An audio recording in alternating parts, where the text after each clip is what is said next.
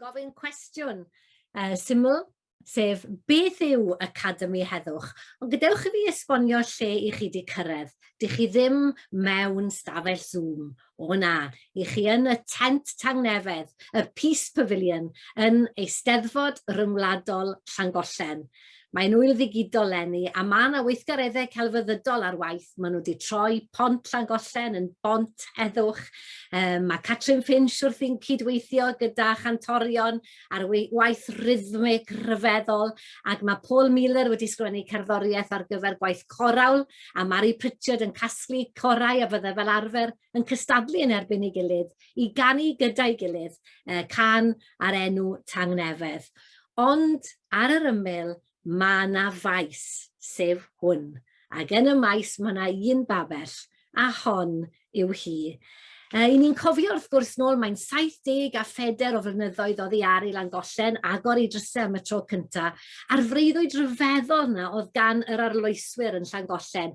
Gwahodd pobl a oedd Beth gwta 2 flynedd cyn hynny yn galw ei gilydd yn elynion i ddod at ei gilydd i gyd ganu. Yn oes y bom atom a roced sy'n anwybyddu ffiniau cenedlaethol medden nhw yn ei gallu i chwalu a lladd, cred Llangollen bod heddwch yn mynnu ei ofndra. Y gair oedd gyda nhw oedd boldness, sydd gryfed ar hyn a welir y nydd rhyfel. Ac i ni'n gwybod wrth gwrs am lwyddiant yr ŵyl honno. Mae yna raglen arall a gair roi hysbys fach i honna. Neithiwr oedd beirdd o Wlad y Basg gyda ni yn adrodd cerddi heddwch. Nos y fori byddwn ni yn ymuno gyda Elusen Cymru'n cofio Srebrenica yng Nghymru Elfyr Solag, gitarydd a roesodd y gyflafan. Mae yna darlydd heddwch yn cael ei thraddodi nos Iau gan neb llai na Begonia Lazagobastar o'r Cenhedloedd Unedig, a Ffanel yn dilyn hwnnw yn sôn am sut i adeiladu heddwch mewn cyflafan. Mae yna seremoni gwobre heddwchwyr ifanc, cyfnewid diwylliant i bobl ifanc, a dim ond googlo Academi Heddwch a Llangollen ac fyddewch chi at y restr. Ond heno, beth yw Academi Heddwch? A dwi yma, fel y gwelwch chi, gyda 2 ffrind newydd, cyfeillion o sefydliadau yn yr Åland, yng ngogledd pellaf Ewrop, ac o'r Flandris, y Vlaams Vreders Institute, Niels Duquet a Sia Spiliobolu Akermark. Gobeithio bod fi wedi gwneud cyfiawnder ar ynganiad. Wel, Jill Evans, aelod seneddol Ewrop bryd hynny, oedd ei bys ar y pyls o ran gwybod beth oedd Academi Heddwch, Peace Institute fel mae'n cael ei adnabod, ac yn gwybod am y rhwydweithiau heddwch oedd yn y byd mawr, a hi yn anad neb ddath ar syniad yn ôl i Gymru. Dwi'n cofio Niels Nelly Maes yn dod i Gymru i siarad am eich sefydliad chi, ac i'n hysbrydoli ni i fynd ati i geisio sefydlu rhywbeth tebyg yng Nghymru. Ond cysyniad newydd yw e, cymharol newydd i ni, nid dim ond yng Nghymru, ond ar yr ynysoedd hyn, oherwydd Academi Heddwch Cymru yw'r cyntaf o'i bath mewn gwirionedd. Ac oni fyddai'n braf i weld Lloegr, Gogledd Iwerddon a'r Alban yn dilyn maes o law. Ond dyna ni, yn lle mod i yn dweud wrthoch chi pwy yn union yw'r 2 ffrind, dwi am ddechrau'r sgwrs drwy ofyn iddyn nhw i ddadfiwtio ac i ddweud ychydig, dim ond falle eu enw'r sefydliad, a'i rôl nhw o fewn y sefydliad. Dechreuwn ni falle gyda Niels, gan mod i'n gweld bod ti wedi dadfiwtio. Pwy wyt ti? Good afternoon. Thank you, Merit. Hello, everybody. I'm behind my screen. I'm very happy to be with you guys here today digitally. My name is Niels Duquet, and I'm the director of the Flemish Peace Institute in Belgium. I've been with the Peace Institute for the last 15 years, and since a few months, I'm now officially the director of the Institute. Congratulations, Niels. And Sia? Hello, everyone. It's an honor to be with you, and I'm already impressed by the number of cultural activities and meetings and discussions that you're having during the festival. So my name is Sia Spiliopoulos Åkermark. It's a Greek-Swedish name, and I have worked at the Peace Institute since 15 years too, as the director of the Peace Institute, but I have been with the Peace Institute since 1993 about the time when we started its activities. Well, thank you very much. Diolch yn fawr iawn. Gyda llaw, mae Sia wedi'n rhybuddio ni bod hi'n disgwyl storm o fell a tharannau dros yr awr nesaf yma. Felly ni yn gobeithio, Sia, y bydd i di'n dal at yr cyswllt wefan, ynddo fe.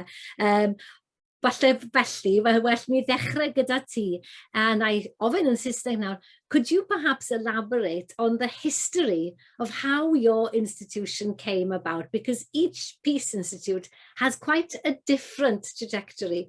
Sia, tell us a little bit about the Åland Peace Institute. Yes, thank you very much. Perhaps I should start by explaining that Åland is not Holland, because that happens quite often. The Åland Islands is a group of islands and islets in the middle of the Baltic Sea, quite close to the Finnish coast. It's the only Swedish-speaking region in Finland. I think it's a especially fortunate opportunity, and thanks a lot to Jill Evans for communicating this possibility. The fact that this year we are celebrating or commemorating the 100th anniversary, the centenary of the Åland solution from 1921. So the achievements you mentioned are not ours. The original achievements are by the former generations that allowed this compromise, which involves, on the one hand, a territorial autonomy with the power sharing that exists between the Åland Islands and Finland. It includes the demilitarization and neutralization of the islands. And finally, the very special provisions on culture and identity for the region.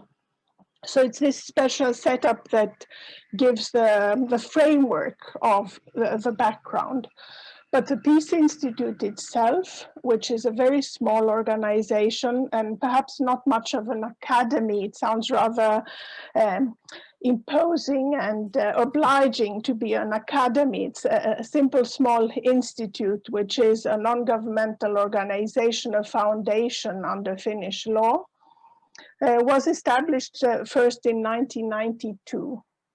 And this, as you will recall, is the time of the end of the Cold War, which entailed both a lot of agonies of what will really be the outcome of the end of the Cold War, but also considerable hope and energy to ensure that peace in our region, in the Baltic Sea, but also in Europe more general, would be retained.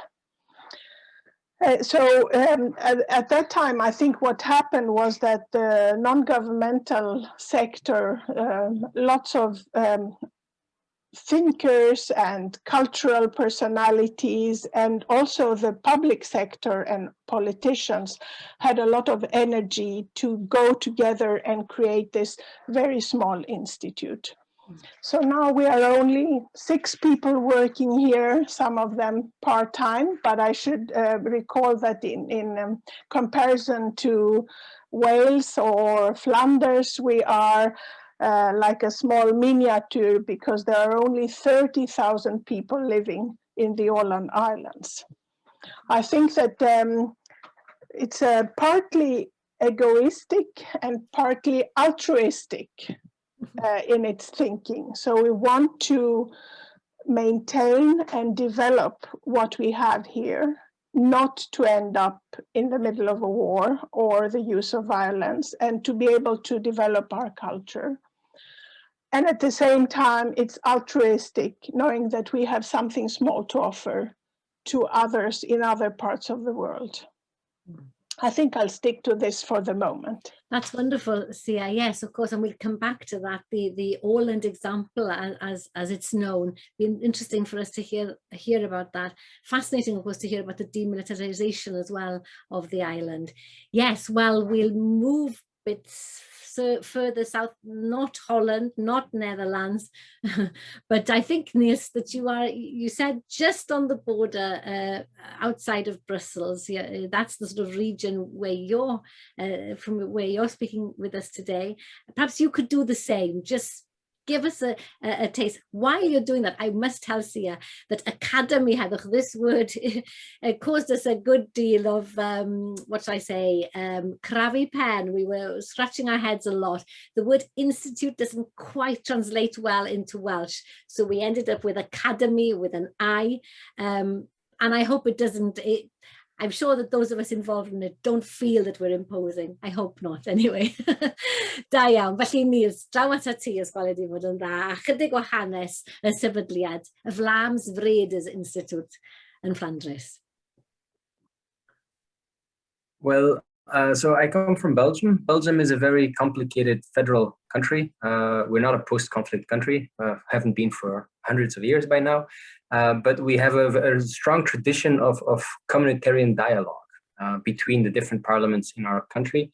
It's actually one of the 6 parliaments in our country, but it's the one of the largest region in Belgium. So there's about 6.5 million people living in the northern part of Belgium, which is Flanders, and Brussels is its capital. Although it's also a separate region, but it's very complicated. So what's been going on here is that in Belgium, peace activists have been trying to establish a peace institute for many decades. Actually, it started in the 1970s, but for many reasons, it never worked out. And the official start of our institute is very much connected to our history as being a firearms producing country. Belgium is home to one of the major firearms manufacturers in the world, FN Herstal. And this has caused political troubles in my country for many decades. At the highest federal level, there's been a lot of disagreement between, on the one hand, the Flemish parties, and on the other hand, the Walloon parties, where also the largest factory is actually located. So in the early 2000s, in 2003, there was another big argument threatening the livelihood of the federal government. So at that time, they decided to take care of that problem by transferring the competence for arms exports to the regions within the country. So Flemish arms companies would then have to require a Flemish authorization to export their goods, and the Walloon companies would have to do on the Walloon side. So it is a devolved thing now. Yes, yes. And then this is very complex. Flanders is competent for many things. It's competent for education, culture, youth, but also environment and arms exports. So it's a nice mixture of competences. But at that time, the Flemish Parliament said, look, these peace activists have been trying to establish Belgian Peace Institute for many decades. It never worked out. Now that we have the competence for arms exports, why don't we establish a Flemish Peace Institute as an independent research institute affiliated to parliaments to do research, to empower parliament in its role to take actions with regard to peace and prevention of violence, and decided to fund us. So we have an external board of directors. We are not directly dependent on the Flemish Parliament, but they do fund us structurally. And since about 5 years, we can also get external project funding, which has allowed us to grow. So at the moment, we have a staff of about 10 people. Most of us are doing research, but we also do outreach, for example, organize different kinds of events, and try to give advice to parliaments and other policymakers and practitioners. That's fascinating. And as researchers, what is your background mainly, Niels? It's very diverse. We have researchers who are criminologists, historians, sociologists, philosophers. So it's a very nice mixture of research profiles, and I think that's also what makes us quite strong in our research. We're very multidisciplinary. We work as teams. We very much like cooperating together, but it kind of touches our DNA. We try to look at issues related to peace and conflict from a multivocal perspective. We know that there's always different perspectives on issues, and we try to take all of those perspectives into account to know what the different arguments are, but also what's behind the arguments. And therefore, such a nice mixture of people really helps us look at the different perspectives, but also enable us to do different types of research, both quantitative as well as qualitative. Wel, mae hwnna'n hynod ddiddorol ac yn barod dwi'n teimlo wedi dysgu llawer a mor wahanol i chi wedi dod i fod. Mewn munud fyddai'n ceisio esbonio chydig am yr Academi Heddwch yng Nghymru, o falle cyn dod at hwnna, Sia, a fydde ti nawr yn gallu dweud ychydig falle am ryw brosiectau penodol mae yr sefydliad yn yr Åland wedi bod yn ymwneud â nhw, falle ryw bethau llwyddiannus, a falle ambell i her neu broblem neu rhywbeth na fi cweit mor llwyddiannus. Dechreuwn ni gyda ti a wedyn gei di ni'r sgrafu dy ben yn paratoi. Sia. Thank you. I think that first of all, inspired by what Niels was saying, I think it's interesting with the institutional setups and links that are different possibilities in such situations. So the Åland Islands Peace Institute at that time opted to be a foundation which is independent both of government and of parliament.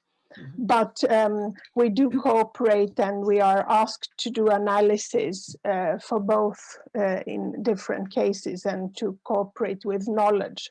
So this is more of a, let's say, a long-term commitment rather than a project that we need to keep on board issues of security and demilitarization, issues about self-government solutions and their relation to other alternatives such as more symmetric federal systems, and of course issues about minority protection. So this triad of issues is the cluster around which we work. So that is the inward. And one reflection I often do is that if you go to London or to Brussels or internationally, people would always say, oh, the Åland example, we have a reference point. We know a little bit what it's about. But even for people here on the Åland Islands, this international dimension is not very well known. The fact that so many external voices, journalists, researchers, or people involved in conflict try to learn not only from the Åland example, but also from the Belgian discussions, from the position of the German minority, the German-speaking group in Belgium, for example, as kind of the smallest of the parliaments, or from Italy or from Spain. So this is not an exclusive example, but rather a comparative example. And so the other type of questions, if knowledge discussion is knowledge production and research is one arm of our work, I think a lot of the rest is about communicating and organizing dialogue in different situations. And because we are very small and because also we are not in the midst of the foreign ministry, this is often in connection to civil society or to journalists or to individual politicians that want to take an initiative. So as an example, there have been originally, there was a lot of work done in connection to activists and civil society in Northern Ireland. And this was connected to what was happening at the highest level of diplomacy, where also Harry Holkeri was very much involved in the negotiations before the Good Friday Agreement. And there were lots of youngsters that came to the Åland Islands, and there were exchanges about communication between Finnish speakers and Swedish speakers, and how do you organize a very small society. I think this is one of the main troubles that we have. What can you do really in such a small context where resources are really scarce? So there have been similar activities with regard to a number of conflicts, and here we can say that we cannot be particularly happy peace is difficult to achieve. Many of the cases that we have been involved in over time have been perhaps peaceful for some time, and then they thaw and there is a new round of conflict. I'm thinking in particular of the South Caucasus, of course. On the other hand, there are good trajectories as well, and I think that we could say that overall in Europe we have now had, as you said correctly, 75 years of more or less tolerable peace in a large part of the continent, but far away. So could you just perhaps go back to those 2 words or 3 words, the Åland example, and tell us perhaps, could you define that in a nutshell? Because as you say, and I've been guilty of the same thing, it's a term that sticks. We sort of know it, but I certainly can't claim that I could explain what it is, and maybe some of the viewers wouldn't be able to do that either. Well, I think there is no absolute definition. On the contrary, I would think that the interesting thing is that there is a historic and contingent content, and I refer to the self-government, the territorial autonomy, which entails power sharing.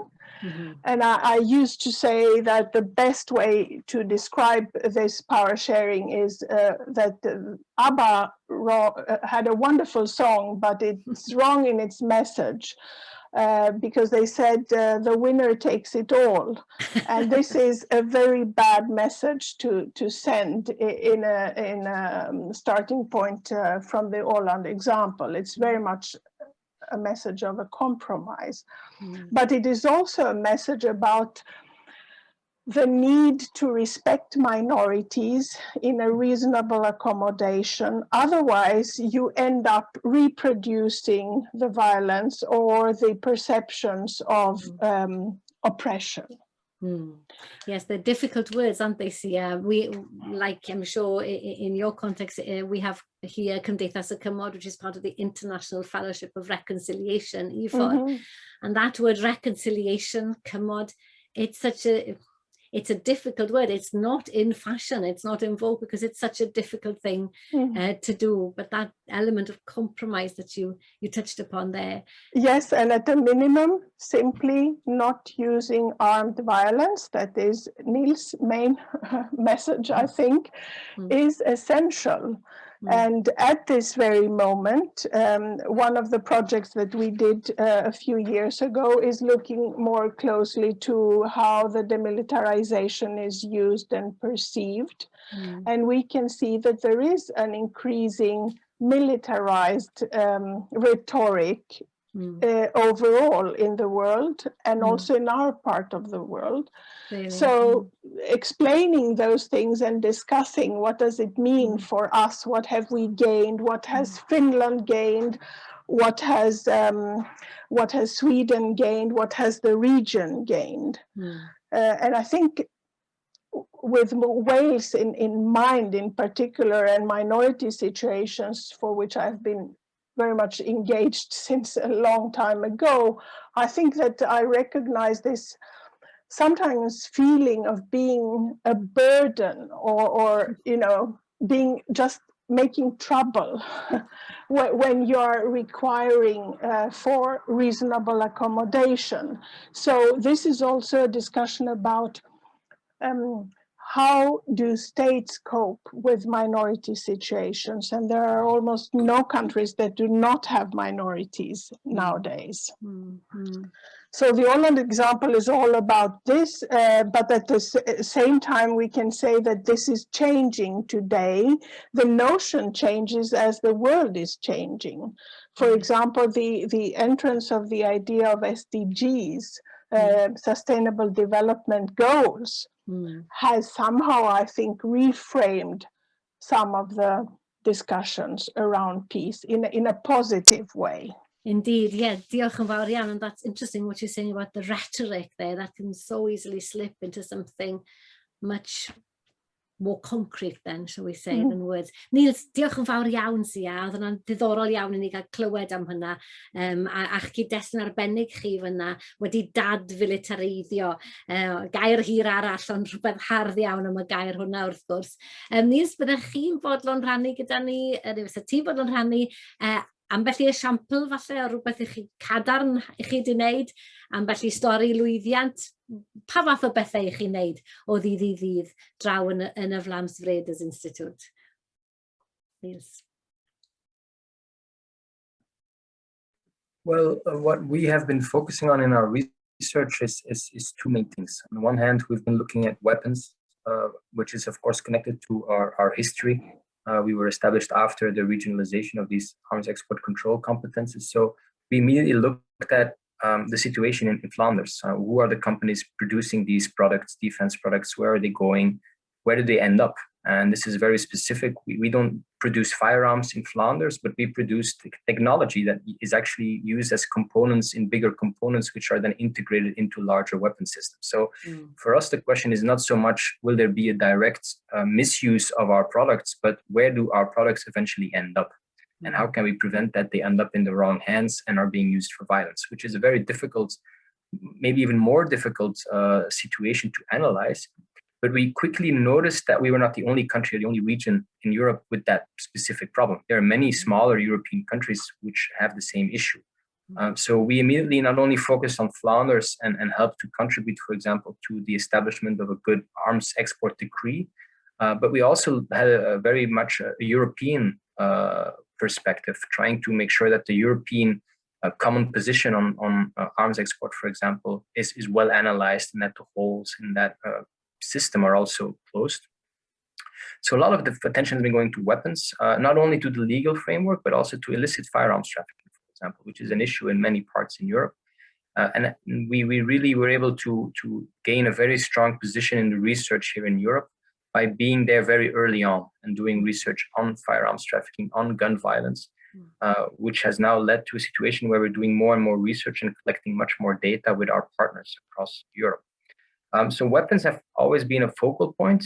We have a few researchers working on those topics specifically, but we also look at the situation in our own country, conflicts in our own country, conflicts in our own society.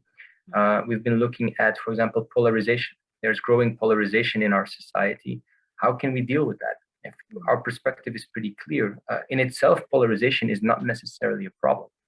Some very radical ideas can also be very positive ideas. A few decades ago, women's voting rights were a very radical idea that polarized society, but look where it ended up. So the main question in itself is not polarization, but how can we avoid that it turns into violence? How can we avoid that it turns into hate speech? So this is the focus of our research today. We've also been analyzing radicalization. Belgium is a country where lots of people left to go fight in Syria with IS. How can we explain that? How can we prevent that this happens again? So these are the issues that we're dealing with.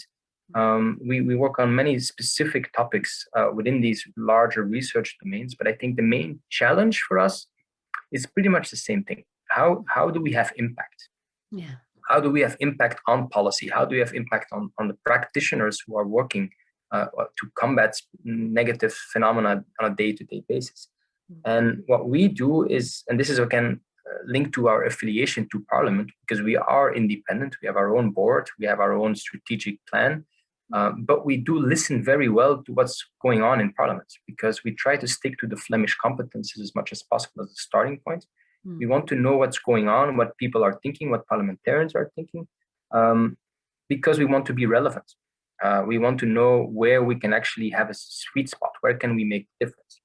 And in order to do so, it's always important for us to engage with parliamentarians. We try to engage them as much as possible during our research and afterwards, because it also creates ownership.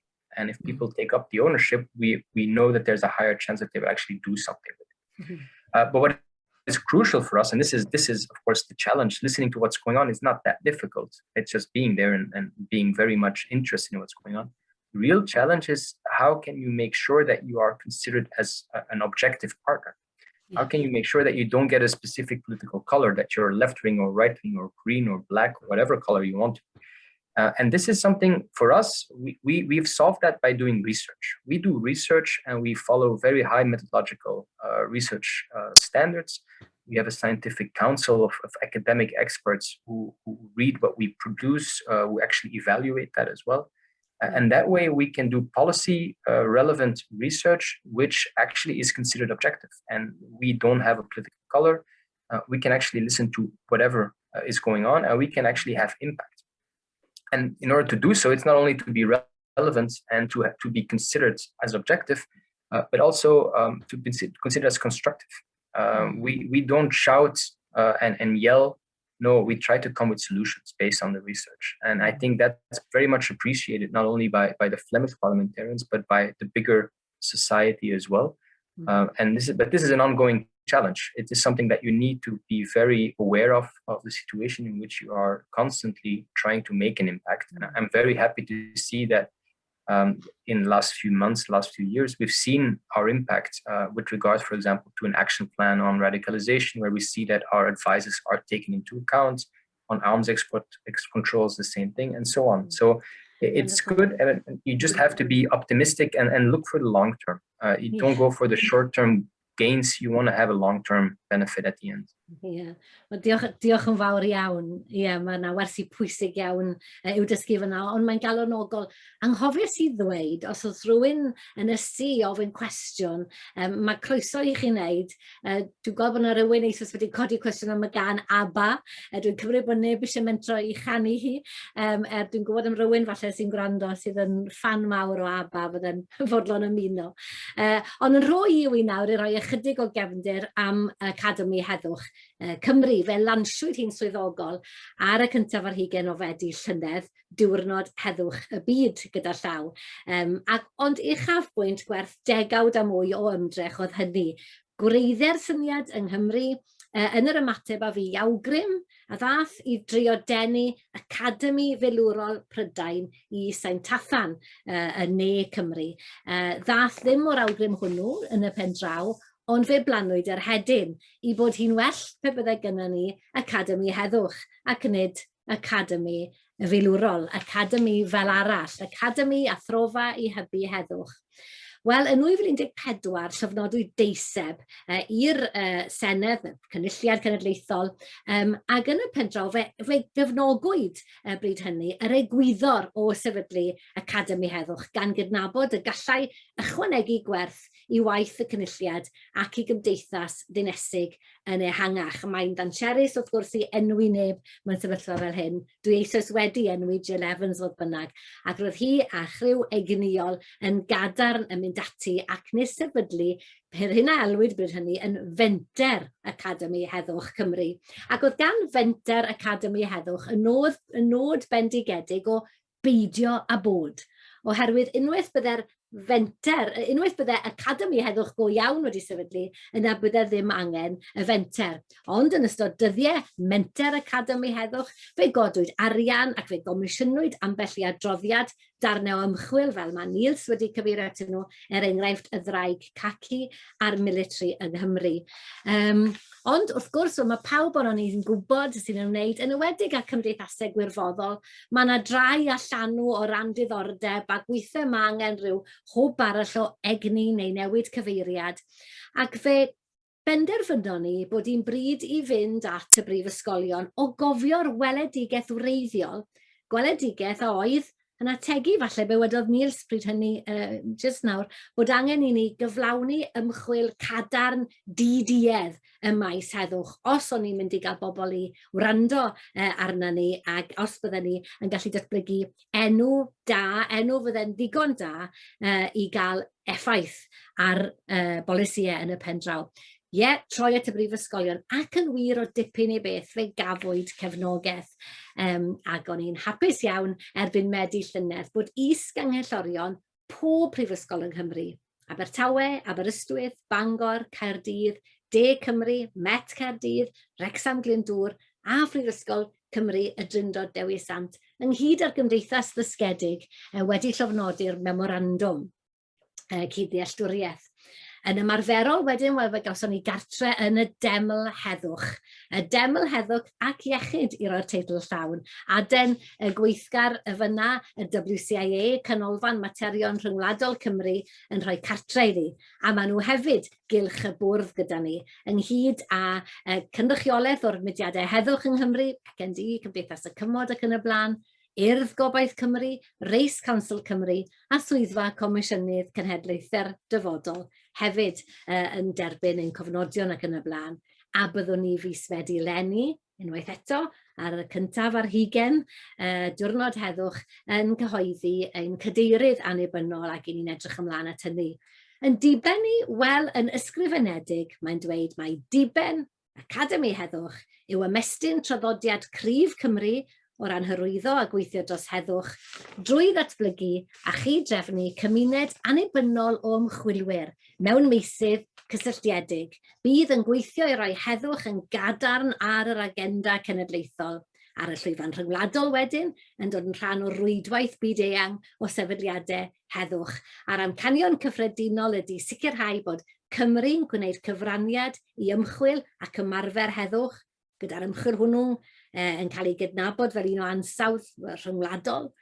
Ffocws ar heddwch i'w weld yn strategaethau pholisi perthnasol Llywodraeth Cymru, ac o'n i'n falch iawn leni bod rhaglen i lywodraethu y Llywodraeth Bresennol yn datgan ymrwymiad i sefydlu yr Academi, ac yn ola bod ni'n sicrhau bod y cyhoedd yn ymddiddori'n fyw, yn frwd, mewn ymchwil ac ymarfer heddwch yng Nghymru.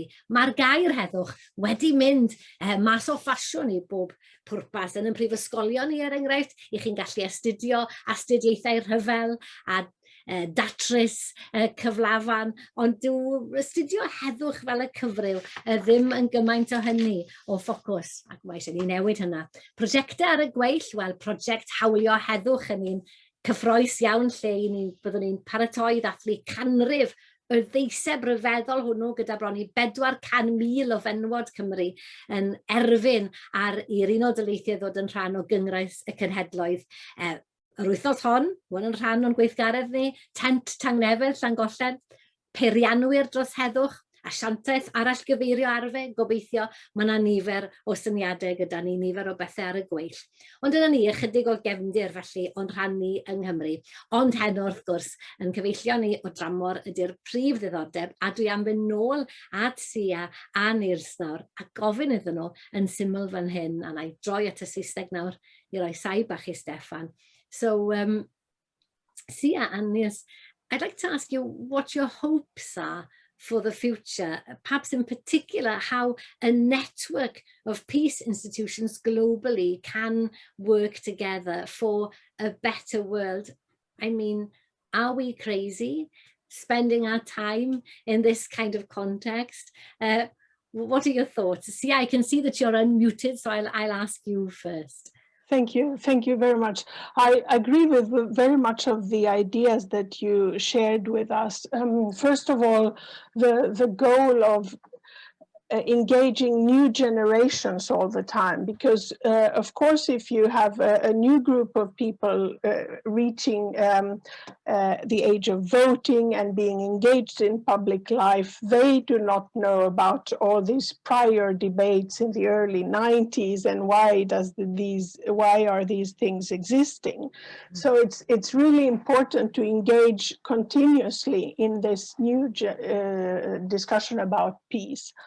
The second thing I wanted to reflect is this link to the academic and the importance of doing a good job and a good name. This I recognize very much, and Niels also had the same starting point, that it's really important to be able to cooperate with everyone, even with those that you do not agree with, so that you can have fruitful discussions on the disagreements, and also to be able to share information with everyone so that you are perceived as an impartial producer of positions. We have chosen perhaps a little bit of a different approach of not producing very strictly political policy conclusions. Out of respect for the democratic prerogative. That is, that those who have been elected, since we are not a parliamentary instrument, those who have been elected are those who are to come up with the good ideas, if you so want. But we try to be as clear as in our analysis so that the options become at least transparent, what seems to be working, what is not working, for instance, with regard to conflict resolution in domestic contexts. And that is an issue that I would like to highlight a lot, that as Niels was saying, polarization is not necessarily the problem. Polarization is a problem when it results in violence and in cleavages that cannot be managed, bridged. So conflict resolution methods, both at the very local level and also internationally, something that we have worked on a lot. And I think that we have until quite a lot worked on self-government issues and minority issues and the demilitarization, which basically seems that says that there should not be any military presence and that the Åland Islands should not be used in military purposes, that all this analysis is there and should be used and reused again and again. But I think that my main goal would be to have more of a Nordic cooperation among peace organizations. By contrast to what you're describing, we have a very strong academic tradition. We have peace research institutes, including in the arms sector, CIPRI, which is a huge knowledge capacity. But there are not as many minority-based or regionally based, which have this beyond or below the state level interest of how do minorities feel? And minorities often become victims in violent situations. Indeed. So bringing in this specialized knowledge. So the Nordic cooperation is one thing that I would like to see more developed, but also precisely as you propose, to have more international exchanges among Peace Institute, because my expectation is that we will have more to work on, unfortunately, rather than less in the future. So yeah, thank you for that. I sense that you're right. But Niels, where do you stand? Do you share that element of practical hope, if I can phrase it like that? Yes, I think what we are doing, of course, is we start from the research to be as relevant as possible for policymakers and practitioners. And this is what we've been doing for 15 years. But what we are trying to do right now is actually change our ambition a little bit and try to also have more impact towards the broader societal audience and trying to get the message across there as well, not only those specific target groups that we have identified and focused on in the first 15 years. And therefore, we are trying to empower or boost our peace platform function. And what we are trying to do is bridge the gaps between the research community on the one hand, the policymakers and the practitioners. We try to bring everybody together to have the dialogue and to go on from there on. And in the past, we've always focused specifically on topics that we researched ourselves. And what we are trying to do now is actually open up and take other research topics which are very relevant for us as well, which are very interesting, and to organize events, both physically when we are able to do so again, or digitally right now, trying to get the people to come together as well, based on research from others, from other institutes. And that's why we are also looking at more cooperation. We've been working with CIPRI, that Sia mentioned earlier, for many years now. We know the people at PRIO in Oslo. We know the people at the Catalan Peace Institute. And we're very happy that Wales now also has its own Peace Academy. So it's very good to strengthen those networks, because we are all relatively small, but together we're much stronger. If we can actually support each other's research, try to boost it in communication, in events, and so on, I think we can actually speak with a much stronger voice. And I think that's the ambition that we have. Will it change the world overnight? Of course not. But again, it's the long-term benefit that we're going for. We'll need at least 2 nights still. Well, maybe a fortnight, but we'll get there. Well, it's a step-by-step approach. Indeed, yes. Well, thank you so much. It's been, for me, very encouraging, and I know that this session is being recorded, and some of our members, couldn't make it this evening, but it'll be a source of inspiration for all of us, I think, to think that, your messages of cooperation. I think, Sia, are you waving your...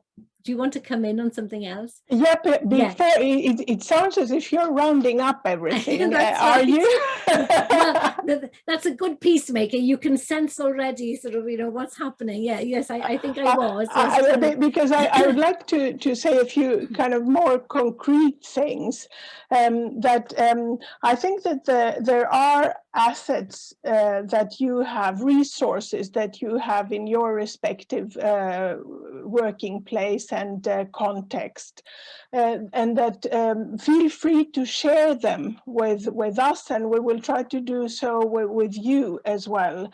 There is quite a lot of material on our website. We have just made a new website that is a little bit more reflecting what we are actually doing. And we notice that people around the world are using the resources. So even though you don't think you have a policy impact, suddenly someone writes an email from the Philippines and saying that happened to me the other week. Your website is not working properly. We're actually working with the resources there. So it's a big hustle for us. So you have to somehow know that the work you're doing is genuine and is as good as you can do under the given circumstances. The circumstances are different if you're in a post-war situation or if you're in a 1 million inhabitants region. And to pursue that and to find a balance between specialization. So what is your niche really? No, that's good. I just noticed there's something, and I've lost it. Nell, was there a question? Oh, I think I can find it here. I think there is a question here. Will there be any research due to the pandemic? So this is from Peggy Erickson. Any specific research due to the pandemic? Niels? Yes, we have looked at the impact of the pandemic as well. Again, not trying to analyze the whole world because it's not possible with just a small research team, but looking at the impact it might have on some of the topics that we're working on. We have done an analysis of what we expect the pandemic will mean for illicit arms trafficking. It's not a positive story, so that's something that you can find on our website. But we also see that the polarization is increasing because of the pandemic. In the immediate moment right now, we see that there's more and more tensions about the health situation and the restrictions and all of those issues, but this will probably also have an impact on the longer term, which is something that we will take into account. I think we're not the only ones who will do it, but it's a good question. It's something that keeps us all very busy. So yes, the answer short is yes.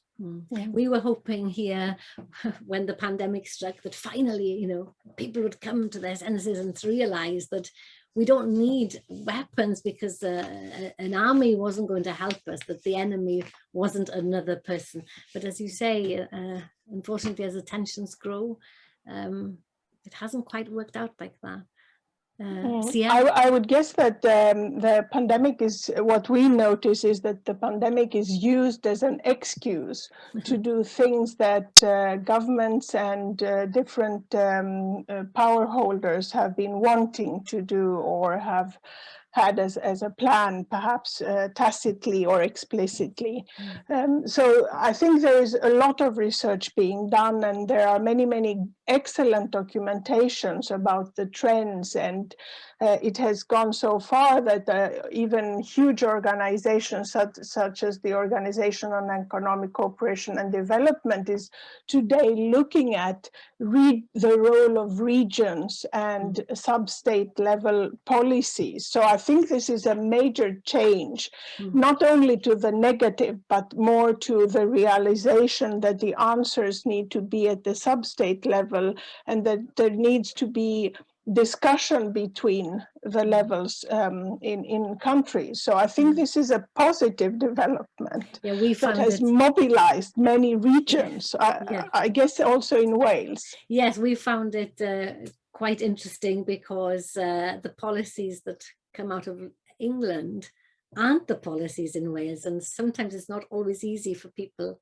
to realize this. I think in Wales we absolutely understand that what our First Minister says counts for us, but it's not always the case that the people in England recognise that here there's a different set of rules, even around things like, you know, how the restrictions apply to us, and face masks and everything else that goes with that. Yes.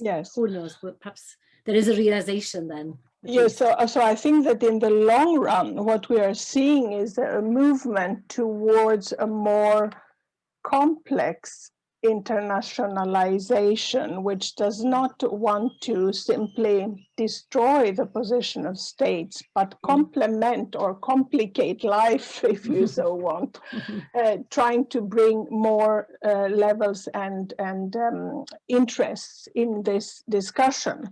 So I think that there is a lot of debate. Are we moving towards some kind of a supra-global system?